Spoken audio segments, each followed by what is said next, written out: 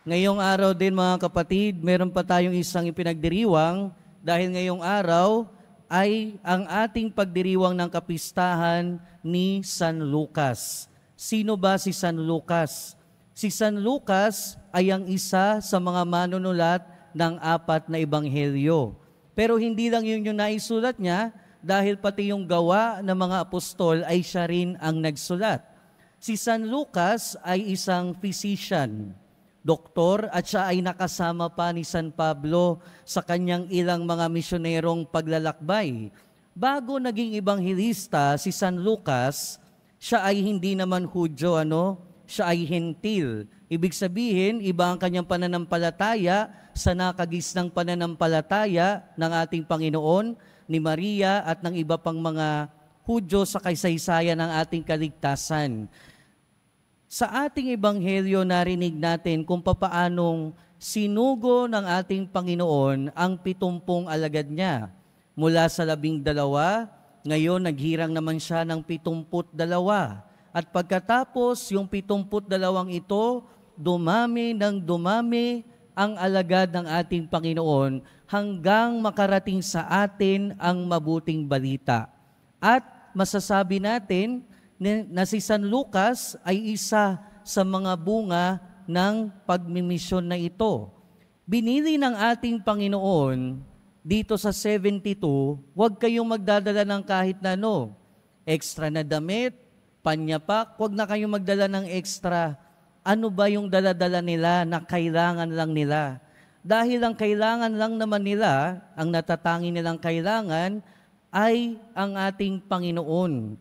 Yun ang daladala nila. Kaya sa bawat bahay na papasukin nila, ang sasabihin nila, nalalapit na ang paghahari ng Diyos sa inyo. At ang paghahari ng Diyos na ito ay nagkatawang tao, walang iba kundi ang ating poong Jesus Nazareno. Sa madaling salita, ang daladala at ibinibigay ng 72 ito ay walang iba kundi ang ating Panginoong Hesukristo. At ito rin yung naging misyon ni San Lucas. Si San Lucas na sumulat ng kasaysayan, kwento, buhay, kamatayan at muling pagkabuhay ng ating Panginoon na sumulat ng ebanghelyo na ating nababasa hanggang ngayon. Alam nyo, yung 4 na ebanghelyo ay may kanya-kanyang katangian ng ating Panginoon na binibigyang diin. Kung titingin tayo dito sa ibabaw ng ating altar, makikita natin dyan San Marcos, San Lucas, San Mateo at San Juan. At ang lahat ng yan, merong iba't ibang simbolo at yung mga simbolong iyon ay sumasagisag sa katangian ng ating Panginoong Hesukristo. Dito kay San Lucas, makikita natin, ang pinapakita dito ay ox o guya.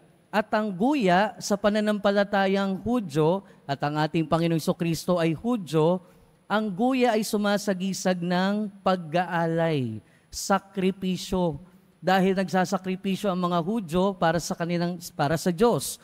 At pinakita ni San Lucas sa atin sa pamamagitan ng kanyang panulat, pinakita niya sa atin ng ating Panginoon ang Pong Jesus Nazareno na nag-aalay ng kanyang sarili para sa ating lahat. Ang inalay para sa ating kasalanan, para sa ating pagkakamali, na imbis na tayo ang maghirap, siya ang naghirap at namatay sa krus. Kaya ox o yung guya, yung simbolo ni Lucas. Pero hindi lang yan yung Kristo na ibinigay sa atin ni San Lucas. Binigay din sa atin ni San Lucas ang Kristo na nagpapakita ng pagmamahal sa mahirap, sa may sakit, at nagpakita ng malasakit. Kaya nga, ang ebanghelyo ayon kay San Lucas ay tinatawag ding ebanghelyo ng mahihirap. At ito ay tinatawag ding ebanghelyo para sa mga naghihirap. Ibig sabihin, pag binasa natin yung ebanghelyo ni San Lucas, marami tayo dong makikita na talata na nagpapakita kung gaano kalapit ang ating Panginoon sa mga naghihirap. Kaya nga, di ba, kapag meron siya nakikitang may sakit, pinapagaling agad.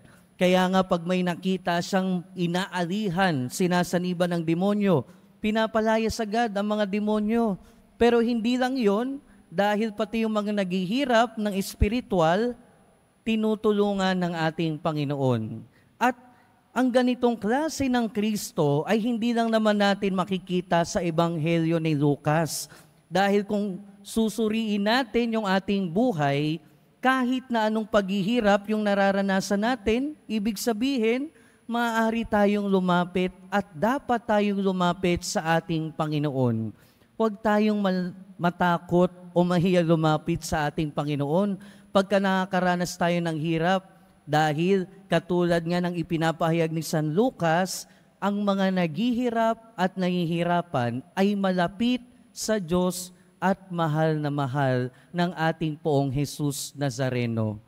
Ang ating Ebanghelyo din ni San Lucas ay tinatawag na Ebanghelyo ng Panalangin at Espiritu Santo. Sa buhay ng ating Panginoon, kung babasahin natin ito sa Ebanghelyo ni San Lucas, maraming pagkakataon maririnig natin na siya ay nananalangin.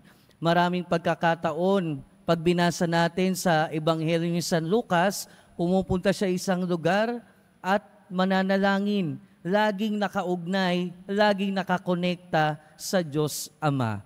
At pinapakitaan tayo ng halimbawa na kung papaanong laging nananalangin ng ating Panginoong Jesucristo, ganun din naman ang sinasabi sa atin. Kung papaanong ang ating Panginoong Jesucristo ay laging nakaugnay sa Ama, sana tayong bilang Kristiyano ay laging nakaugnay sa ating Poong Jesus Nazareno.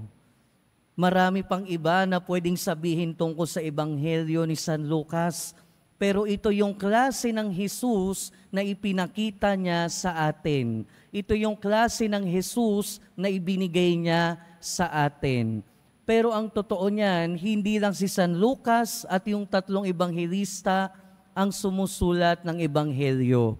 Dahil bilang Kristiyano, sa bawat araw ng ating buhay, sana sinusulat din natin ang buhay ng ating Panginoon. Ibig sabihin, kung tayo ay namumuhay bilang tunay na Kristiyano, sa bawat araw ng buhay natin, unti-unti nating naisusulat ang buhay ng ating Panginoon.